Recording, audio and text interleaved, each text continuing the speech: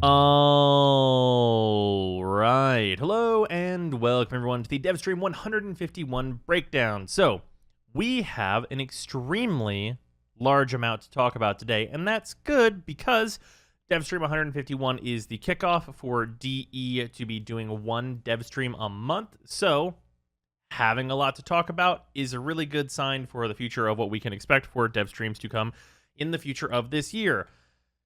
So, with that, let's start off by talking about some upcoming stuff. This is like very, very soon here. We're having the Star Days event, which is the Valentine's Day event, and that is going to be hosted by Ticker. This is going to be a it's going to be like a smaller event. The rewards are going to be gained through the debt bonds that you would get with Ticker anyway, so you can farm the bounties or just trade with Ticker in order to get them. So if you're looking forward to these rewards, you could probably just do those trades right now and kind of get a better deal, as it were, for the kinds of bonds that you can afford. And then when this comes out, you can probably get all the rewards straight away. As a heads up right off the bat, this is going to be coming with a permanent wings ephemera, which you see here. This ephemera, I think, is actually really, really cool. It disappears when you aim down sight, and it's like kind of big. I think it's going to cause some like cool fashion frames and probably a lot of neat captura.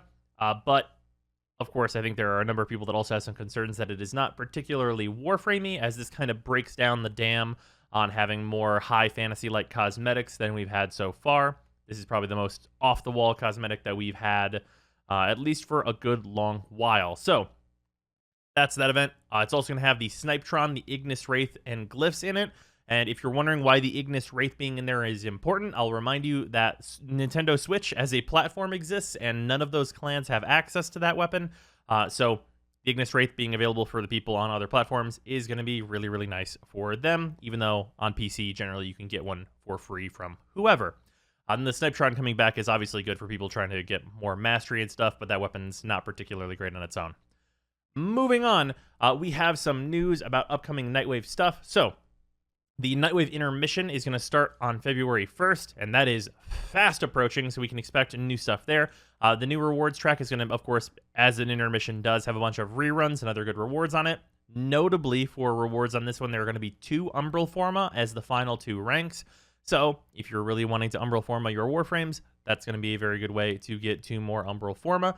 And this is going to be the Nightwave that is going to introduce duplicate protection. So what duplicate protection is if you are going to receive a cosmetic you already own, such as, say, the Operator suit from the second Nightwave, instead of getting that suit, you will instead get, I think it's 50 crystal credits, or not crystal, what intermission credits, what have you, in order to use those in the credit offering section, which means for people, especially free-to-play players, that are going to be doing this Nightwave, you're going to have a lot more credits to go around, and you are going to be able to get a lot more catalysts and reactors with that, or whatever other reward you might want from that store. So I think that's really good. Duplicate protection is perfect for that.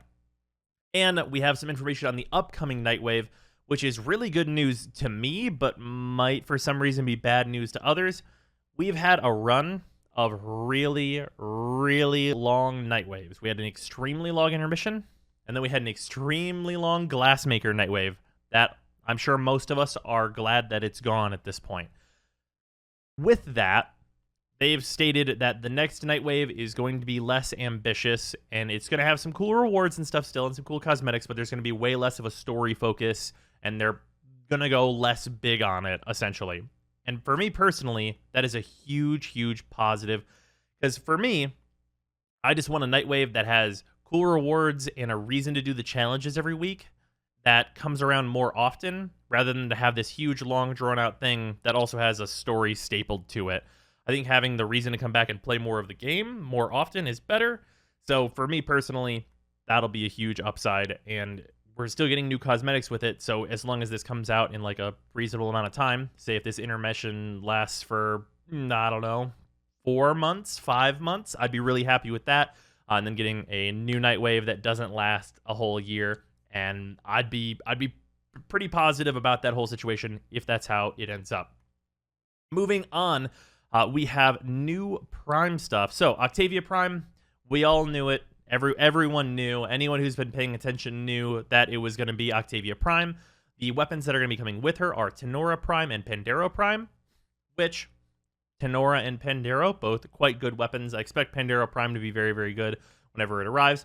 As for the design of Octavia Prime, I was really hoping it was going to be maybe a little bit more different than regular Octavia. It does look nice, and I think it does look like an upgrade, but just not in a big way. It's like we made Octavia gilded gold and like kind of changed her proportions a little bit. Seems like what the most part of this is. But that's fine though. I think she still looks good, and that'll be all fine and dandy. So moving on from that, we have things regarding Update 30, Call of the Tempestarii. We have Corpus Railjack that is going to be coming, and Corpus Railjack is going to be coming with another Railjack revisit that is going to be touching rewards and adding new systems, and it seems like maybe changing up what missions are available. And we're going to be getting a mechanic called Void Storms, which I can only assume are just going to be like random modifiers on missions or something to that effect, but it'll become more clear with the quest that we're going to be getting, which is going to be Wraith/Sevagoth's quest. And we know that some of the improvements to the stuff that's in Railjack is we're going to have access to the Orphix Venom game mode out in Railjack, plus 2 new modes. And there's apparently hookups for it to also be with like 8 other modes inside of that. So their general new flow they're going to be trying to go for, as stated on the stream, for Railjack is that you start in Railjack, you do some Railjack, and then you get onto an enemy ship or do whatever, what have you, and there will be a new mode there for you to get rewards out of that. So you're kind of going from Railjack to regular gameplay back to Railjack and kind of having more of a mixed up time, which I think is good. That, alongside the stated reward improvements, could make Railjack a thing that we do much more often, which I'd be really interested to see. The other thing with Railjack stuff is that Railjack is going to be added to relays, and what that means is there's going to be a dry dock on all of the relays on the 2nd floor, up with Samaris and stuff. For me personally, they said they wanted to do this in order to bring people together and be able to form squads and then go out and do Railjack and communicate and like get the whole community thing together. For me, I personally think that this would be better if it wasn't on all relays. I really think that this should be targeted to a relay, because if they want everyone to get together for like the one thing, I think there should either be like a specific relay that's for going into Railjack stuff, or just picking one of the current existing relays, like, I don't know, on Saturn, and just choosing that relay and saying that's the Railjack relay where people get together for Railjack, just to try and focus the people that are trying to do that content a little bit better. I think having it dispersed across all of the relays is an improvement, but I think narrowing it might be a positive possible change. Obviously, any improvements to getting people into Railjack squads is good. It's just the completely random joining could be a whole lot better. With that, let's talk about Deluxe skin stuff real quick, and then we're going to get into like some of the big meat stuff here, which has to do with Zephyr and Wraith and some statistical stuff that we're going to talk about at the end. So, speaking of Zephyr for Deluxe skins, obviously we have the Zephyr Deluxe skin that is on the way that we've known about, and there is an Operator Deluxe skin that goes along with this, but we also now know that in addition to that, there's also a Landing Craft, which I think looks pretty dope. Looks real cool, very Wipeout-esque. That is coming, as well as a Deluxe skin for Landing Crafts. And we have 2 more Deluxes to talk about that I think look absolutely great. We have Revenant Deluxe and Ember Deluxe. So this is the 2nd Ember Deluxe and the 1st Revenant Deluxe. This new Ember Deluxe I think looks really, really cool. For my part, personally, she looks like a Praetor from Magic the Gathering, which is a hugely fantastic aesthetic. If you guys don't know what I'm talking about, then I apologize, because it's a pretty specific look, but I think both of these look great. Initially, the art that they showed for Revenant Deluxe had me immediately burst out laughing, but seeing it in this format of kind of more better showing off the skin and how it's actually going to look, I'm actually a huge fan of both of these Deluxes, and I hope that they come out very, very well. Considering that they're a bit different than what we've seen in the past so far, which is good. I like it when Deluxe skins mix stuff up. So, with those 2 things out of the way, let's talk about the notes for Wraith and the notes for Zephyr's Rework, or Zephyr Redux, as they are calling it. We're going to talk about Wraith first. Obviously, Wraith slash Sevagoth, which is his name now, is a very like well regarded as a cool concept framed by the community, and we have a lot to talk about with what's going on with him. So he's kept most of what his fan concept stuff was, which is good because that fan concept was pretty good, but a lot of this stuff, as I usually say, is going to depend on the numbers on whether or not it's going to be actually good.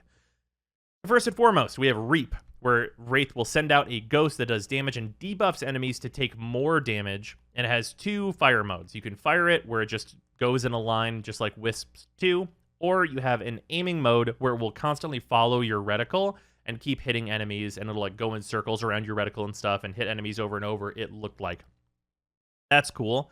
That giving a take more damage debuff to enemies. Hopefully that works on a wide variety of enemies such as liches and stuff, and then that on its own can just be useful as a solo ability. Cool stuff there.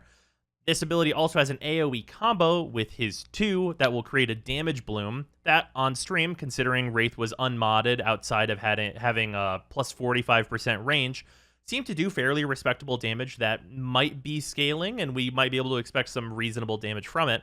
So his 2 is so reap what you sow, etc., etc. Enemies get covered in a kind of darkness aura, and they get life drained over time. So the life drain over time heals you and also all of your allies in a range, I believe it is. And basically, you put this debuff on them, they take even more damage. You hit them with Reap, you get an AoE bloom, deal a bunch of damage. Seems to be the 1-2 combo, which is good in theory if the numbers are good at the end, of course. Then we have the 3, which seems to be just generally useful enemy slow in a what seemed to be a pretty nice area, and a lifesteal AoE buff for yourself and everyone on your team. So very unlikely that you're going to be dying as Sevagoth with all of the lifesteal to go around, as long as his base health stats look to be quite high. Then his 4, which all 3 of these abilities feed into whenever they hit or kill enemies, they build up a special meter that he has for his shadow form. His shadow form is basically a big cloak with big melee claws, and it gets 3 new powers whenever you are in that form. It gets a 1, which is a pull and ragdoll. That looked like it was in maybe a relatively small area, but it's hard to know until we've actually got it in our hands, of course. That pulls enemies in to that melee range to kill them. The 2 is a charge and a radiation proc-like effect that will essentially turn off the faction of the enemy. It says they said it like removes their soul from them, but basically you'll be able to turn off radiation procs and also probably get around a little faster with this shadow form, as it seemed to be kind of slow. But obviously, again, we'll have to see until it's actually released to see what the speed of it actually ends up being. And then the 3 is much like the regular 3. Instead of an AoE slow, it is an AoE damage buff to damage taken by enemies in the AoE, which of course more damage is more damage is more damage, which we love to see. My questions about Wraith in general are how well the damage is going to scale. Obviously, there's the question of the 1 and 2 combination, if that scales into higher level enemies. And there is, of course, the question of, are the melee claws moddable? What are the melee claws based stats? Can the melee claws use the Acolyte mods, etc., etc.? There's a lot of questions that go into this on whether or not Wraith is going to end up as a good Warframe. But just from seeing what his kit has to offer, I think that all of these abilities are like a really, really solid basis for a good Warframe, given good numbers. If the numbers are good, this frame seems like they will be a shit ton of fun and super, super good. Which is, I mean, all we could really ask for, right? They've got like 2 crazy forms. Seems like it'd just be a fun gameplay loop. That's a good time for all involved. And we can very much hope that that does end up being the case on release. Also, in other what seems like extremely good news, we have a Zephyr rework that is going to be coming with her Deluxe.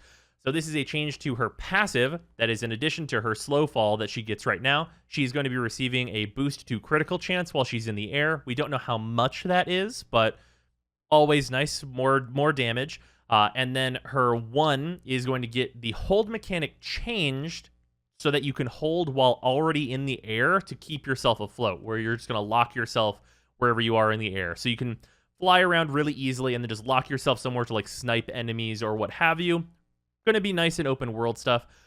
And they expressed pretty like strongly, I would say, that the damage of dive bomb is going to go up a lot. So maybe a dive bomb type Zephyr build is in the works for that if it has like very solid damage or even scaling damage or something to that effect. I could see dive bomb becoming like a real thing. That is, of course, to go with the further changes to Zephyr's 2, where they are leaning further into the pull of this ability and further away from the push, which has obviously never been very useful. This is, instead of being the kind of lazy pull that it is now, going to be turned into a short vortex that's going to zoop all the enemies into that spot, which, I mean, I've literally personally been saying that that's what that ability needs to be for ages, so of course I'm super happy that that is going to be the change to Zephyr. The 3... As we all know, the 3 on Zephyr is a perfectly good ability, absolutely, like, good survivability. It's a good stuff survivability skill that did not need a change, and it is receiving no change. And then the 4 is going to be changed to reduce the tornadoes down to 3 much stronger tornadoes that they are going to say are going to keep the enemies together better. All of that sounds really awesome. Plain and simple, that all sounds good. All of that sounds like things that Zephyr would need. If we end up in a situation where there's the combo on Zephyr is to either use your 4 to group enemies into a couple of tornadoes, and then like dive bomb them to do big damage and get like big crits and things and do that to kill enemies, cool. We end up in a situation where like you also have a lower level version of that where you use your 2, zoop everybody into one spot, and then dive bomb, like press your 1 to fly above them, and then press your 1 down to dive bomb into them to kill everybody. That stuff all seems great alongside having a 3 that is consistent survivability, which Zephyr already has. If those changes come out as good as they sound and as good as they can potentially be, I think Zephyr has a really good chance of being a really good Warframe. Yeah, it seems like a very positive overall set of changes that are all good, and I can't possibly disagree with any of them. So between Wraith looking really good and the rework to Zephyr looking really good and the news about Railjack being revisited again. Oh, also, I actually forgot to mention, the Railjack Revisited again also includes like a bunch of changes to intrinsics and stuff. Obviously, we're going to be getting the command intrinsic, and they're going to be kind of squishing some of the things and moving some stuff that's in intrinsics into base functionality for the Railjack, and then giving us some other skills possibly related to necromechs and stuff in those intrinsics in addition to what we have right now, which also sounds great. Basically, they kind of had a run of it where like we're just talking about a lot of what seems like really positive changes coming to the game. Like, they still said that they want to focus on kind of bringing together the things that they've promised, which, of course, the Void Storms are, like, clearly the thing that would lead into, like, a Duviri Paradox and stuff possibly this year. But new Prime looks good. New Prime weapons look good. Nightwave Intermission is approaching very fast, and hopefully Nightwave 4 is going to be, like, simple and just come out and be good.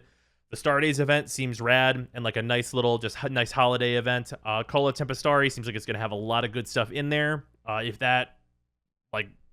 everything in Tempestarii with like Wraith and the Railjack and the Zephyr changes and these deluxes, if we get all these things and they all go super well, then I think it's a pretty bright outlook for Warframe going into 2021. It was a really good first stream, obviously filled with a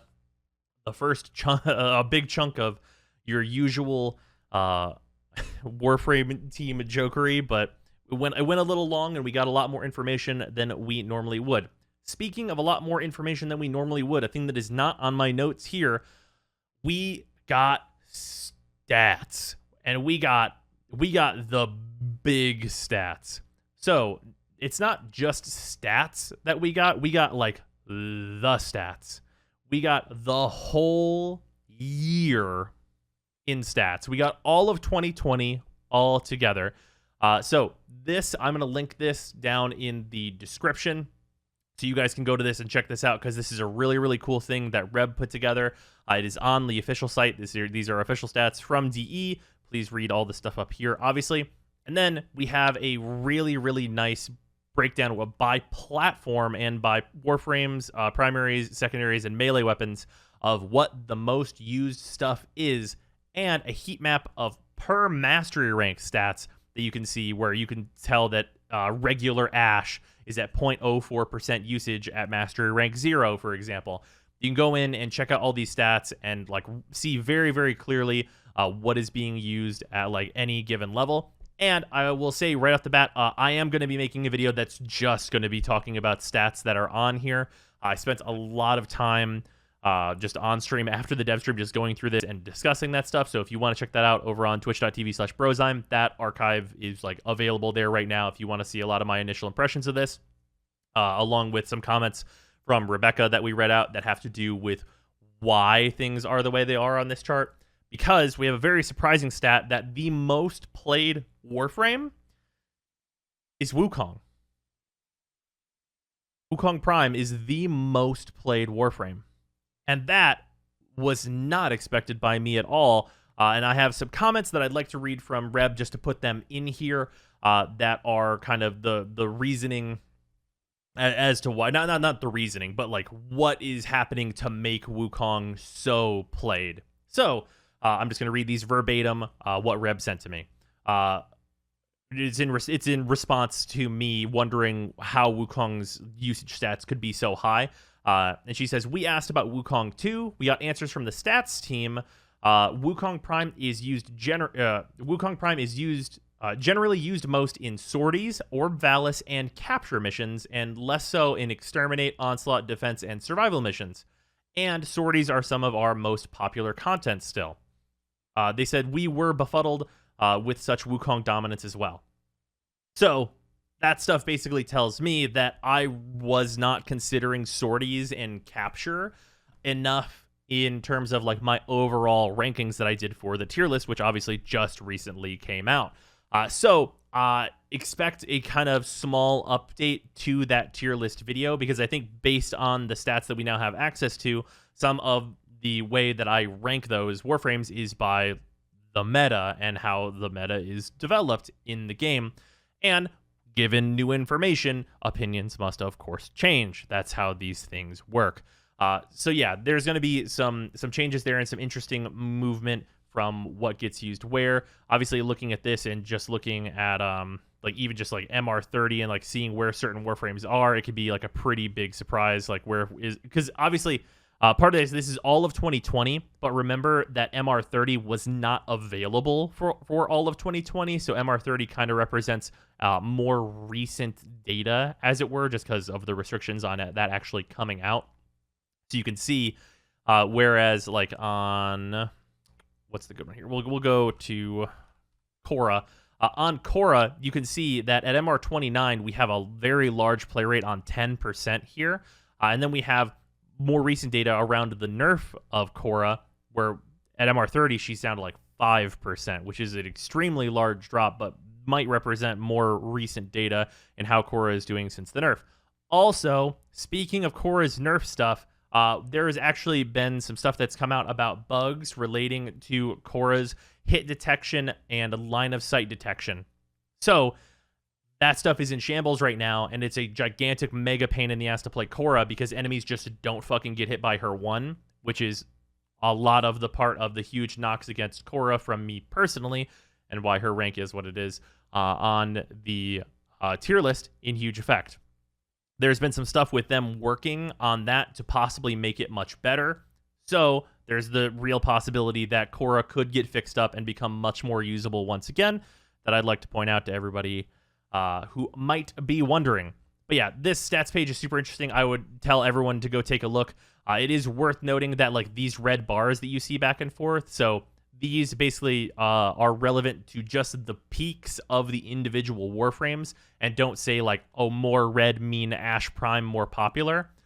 This means that basically you can see like this 1.27 is the high point for Ashe Prime's play rate at Master Rank 21. That 1.27 is very similar to 1.26, 1.24, etc., etc. And because these numbers are closer together, this represents the peak of time of people at different Master ranks playing more Ashe Prime, whereas over here it's like 0.31. So you can see at very low ranks, there's not a lot of Ashe Prime play, and the most Ashe Prime play is in this 21 range. This is not representative of an up and down scale where you can say like all players in MR30 are 0.9% ash. Just because this is a lighter shade doesn't mean that it's like less people or whatever. This is actually very, very similar to the rest of the stats because 0.9% and like 1.1% are not that different in totality, but the colors changing can confuse people. So if you're looking for like who's playing what in MR10,